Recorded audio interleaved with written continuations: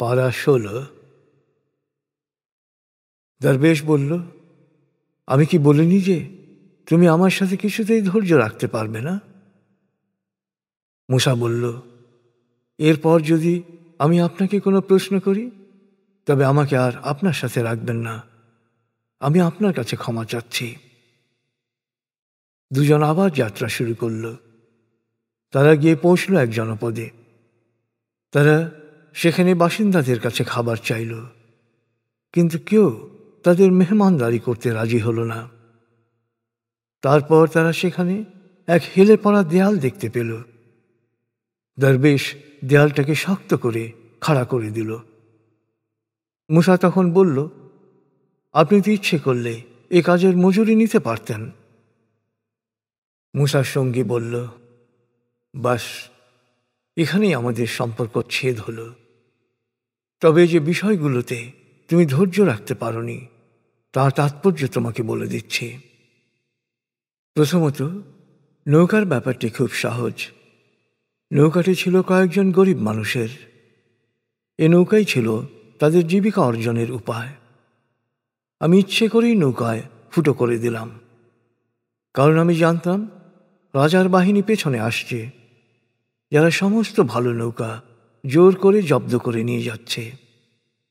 এভাবে ওদের জীবিকা অর্জনের উপকরণটি রক্ষা পেল। আর তরুণটির মা বাবা ছিল সত্যিকার বিশ্বাসী।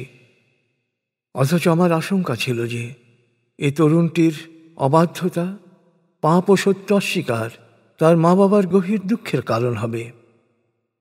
তাই আমি চাইলাম যে ওর পরিবর্তে তাদের প্রতিপালক তাদেরকে মা বাবার অনুরাগী এক চরিত্রবান সন্তান দান করুন। আর হেলে পড়া দেয়ালটির মালিক ছিল ওই জনপদেরই 2 এতিম কিশোর। দেয়ালের নিচে ছিল গুপ্তধন। ওদের বাবা ছিল একজন সৎকর্মশীল মানুষ। সেই জন্যে তোমার প্রতিপালক দয়াপরবশ হয়ে ইচ্ছে করলেন যে ওরা যেন সাবালক হওয়ার পর গুপ্তধন উদ্ধার করতে পারে। তুমি যে বিষয়ে ধৈর্য রাখতে পারোনি, এই হচ্ছে তার তাৎপর্য। অতএব হে মূসা, তুমি এখন বুঝতেই পারছ এটি তোমার প্রতিপালকের দয়ারই প্রকাশ। আমি নিজ থেকে কিছুই করিনি। হে নবী, ওরা জুলকারনাইন সম্পর্কে জানতে চাচ্ছে।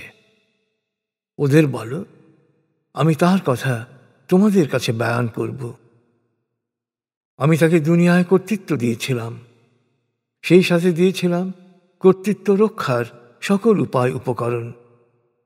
সে প্রথমে পশ্চিম দিকে অভিযাত্রা শুরু করে। সে যখন অস্তাচলে পৌঁছল, তখন সূর্যকে ঘোলা পানির সমুদ্রে অস্তমিত হতে দেখল। সেখানে সে এক সম্প্রদায়ের সম্মুখীন হল, যারা বিভিন্ন পাপাচারে লিপ্ত ছিল।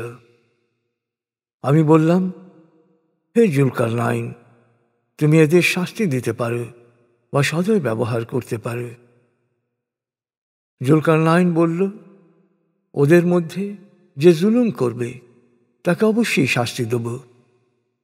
এরপর যখন তাকে প্রতিপালকের কাছে উপস্থিত করা হবে, তখন তিনি তাকে কঠিন শাস্তি দেবেন। কিন্তু ওদের মধ্যে যারা বিশ্বাস স্থাপন করবে এবং সৎকর্ম করবে, সে তো পরকালে চূড়ান্ত কল্যাণ লাভ করবে। আর পার্থিব জীবনে আমরা তাকে সহজ বিধিবিধান দেব। এরপর আরেক অভিযাত্রায় সে পৌঁছল সূর্যোদয়ের দেশে। তখন সে দেখল সূর্য এমন এক সম্প্রদায়ের ওপর উঠেছে যাদের জন্য সূর্যতাপ থেকে রক্ষা পাওয়ার ব্যবস্থা হিসেবে আমি কোনো আড়াল অর্থাৎ কাপড়ের ব্যবস্থা করিনি। সে ওদেরকে সেই অবস্থায় রেখে চলে এলো। জুলকারনাইনের মনের তখনকার প্রকৃত অবস্থা আমি জানি। জুলকারনাইন আবার অভিযাত্রায় বের হল। যেতে যেতে সে উপনীত হল 2 পাহাড়ের পাদদেশে। সেখানে সে এমন সম্প্রদায়ের সাক্ষাৎ পেল যারা তার কথা একেবারেই বুঝতে অক্ষম। ওরা বলল, হে জুলকারনাইন, ইয়াজুজ ও মাজুজ এই জমিনে অশান্তি সৃষ্টি করছে। আমরা কি আপনাকে এই আশায় উপটোকন দেব যে আপনি ওদের ও আমাদের মাঝে একটা দেয়াল তুলে দেবেন? সে বলল, আমার প্রতিপালক আমাকে যা দিয়েছেন তাই আমার জন্য যথেষ্ট। তোমরা আমাকে শ্রম দিয়ে সাহায্য করো, আমি তোমাদের ও ওদের মাঝে এক অলঙ্ঘনীয় দেয়াল তুলে দেব। তোমরা আমার কাছে লোহার পিণ্ডগুলো নিয়ে এসো। পিণ্ডের ওপর পিণ্ড রাখতে রাখতে যখন তা পাহাড় সমান বাঁধের রূপ নিল, তখন সে বলল, আগুন জ্বালিয়ে তাপ দিতে থাকো। যখন লোহা গরম হয়ে গনগনে লাল হয়ে উঠল, তখন সে বলল, এবার গলানো তামা নিয়ে এসো, আমি লোহার উপর ঢেলে দেব। ইয়াজুজ মাজুজ আর কখনো এই দেয়াল ভেদ বা অতিক্রম করতে পারেনি। যুলকারনাইন বলল, সব কিছুই আমার প্রতিপালকের অনুগ্রহ।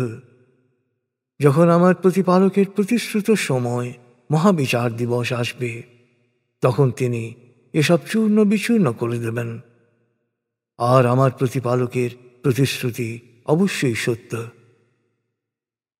মহাবিচার দিবসে সমগ্র মানব জাতিকে উত্থিত করা হবে। তরঙ্গের পর তরঙ্গের মতো তারা আছড়ে পড়বে।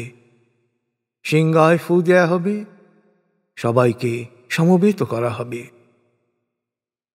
যাদের চোখ অন্ধ ছিল আমার নিদর্শনের প্রতি, যাদের কান বধির ছিল আমার বাণী শোনার ব্যাপারে, কিয়ামত দিবসে সেই সত্য অস্বীকারীরা জাহান্নামকে নিজ চোখে দেখবে। এরপরও কি সত্য অস্বীকারীরা মনে করে যে আমার সিদ্ধান্তের বিরুদ্ধে আমার কোনো সৃষ্টিকে তারা অভিভাবক হিসেবে পাবে? নিশ্চয়ই সত্য অস্বীকারীদের স্বাগত জানানোর জন্যে আমি জাহান্নামকে প্রস্তুত করে রেখেছি। হে নবী, ওদের জিজ্ঞেস করো, আমি কি বলবো কর্মের দিক থেকে কারা পুরোপুরি ব্যর্থ হবে? এক, যারা শুধু পার্থিব সাফল্যের জন্যে সকল শ্রম নিয়োগ করে, কিন্তু মূর্খতাবশত মনে করে যে তারা নেক আমল বা সৎকর্ম করছে, তাদের সকল কর্মই ব্যর্থ। দুই, যারা অস্বীকার করে প্রতিপালকের নিদর্শনাবলী এবং পরকালে তার সাথে সাক্ষাতের বিষয়। ওরা যেহেতু বিশ্বাস করেনি, সেই জন্য ওদের কর্ম নিষ্ফল। মহাবিচার দিবসে ওদের সারা জীবনের কাজ সত্য অস্বীকার করার পাপের ওজনের তুলনায় ওজনহীন হয়ে যাবে। জাহান্নামী হবে ওদের প্রতিফল, কারণ ওরা সত্য অস্বীকার করেছে আর আমার বাণী ও রাসূলদের নিয়ে উপহাস করেছে। যারা বিশ্বাস করে এবং সৎকর্ম করে, তাদের অভ্যর্থনার জন্যে রয়েছে জান্নাতুল ফেরদৌস। সেখানে থাকবে তারা চিরকাল, অন্য কোথাও তারা যেতে চাইবে না।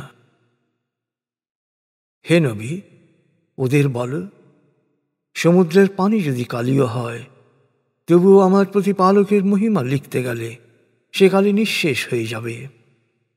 এরপর আরো সমুদ্র যোগ করলে তাও নিঃশেষ হয়ে যাবে, কিন্তু প্রতিপালকের মহিমা লেখা শেষ হবে না।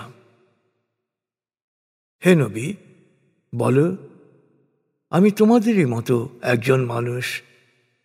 আমি ওহী পেয়েছি যে আল্লাহ তোমাদের একমাত্র উপাস্য।